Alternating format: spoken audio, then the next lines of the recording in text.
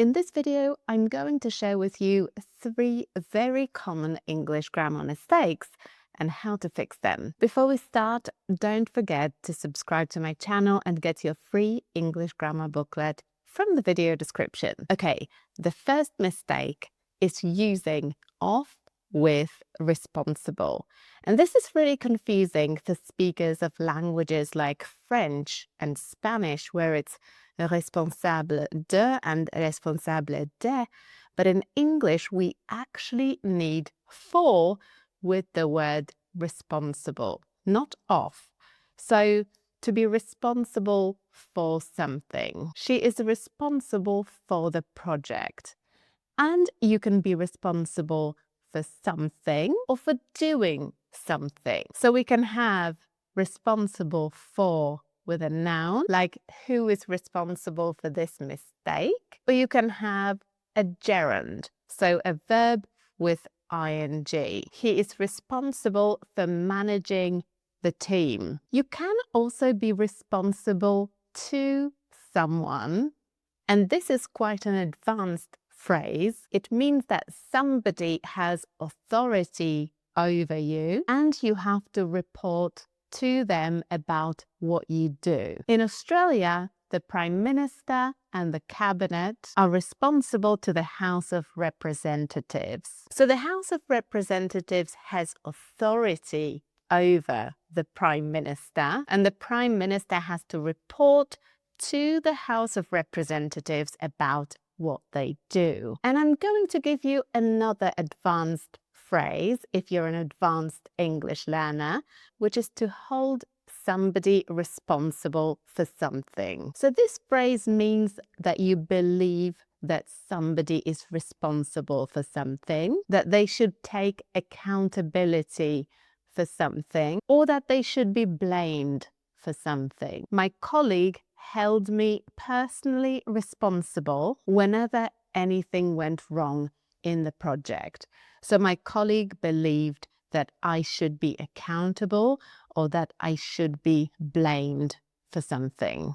Prepositions in English are very tricky to learn, but there are some rules that you can learn that apply to a lot of situations.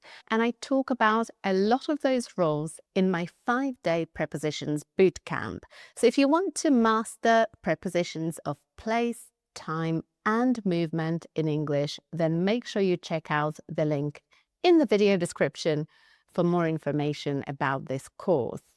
Okay, let's move on to the next common mistake, which is using the wrong preposition after depend. So again, this is very difficult for Spanish speakers, French speakers, and they often tend to say it depends of the weather, and that's incorrect. We actually need on with depend, so it depends on the weather. I've got an advanced vocabulary tip for you. So relating to the verb to depend on something or somebody, we've got the word dependable, which means trustworthy or reliable. He's a dependable employee. It means I can rely on him, I can trust him, I can count on him. He is dependable. And the third mistake that I often hear English learners make is using the past continuous tense for short, finished actions, like I was dropping my phone. This is incorrect because the action of dropping something is very short. It only lasts a second, so we can't use a continuous tense because the past continuous is for things that go on, that continue for a period of time, not just for 1 second, but a bit longer. So what you need to say in situations like this one is, I dropped my phone. It was a very short action, not a continuous action. So it's the past simple instead of the past continuous. I dropped my phone. You can use those two tenses together in one sentence. So the past continuous describes an action that is in progress, and the past simple an action that is quite short that sometimes happens in the middle of the other action. So I was walking down the road when I dropped my phone.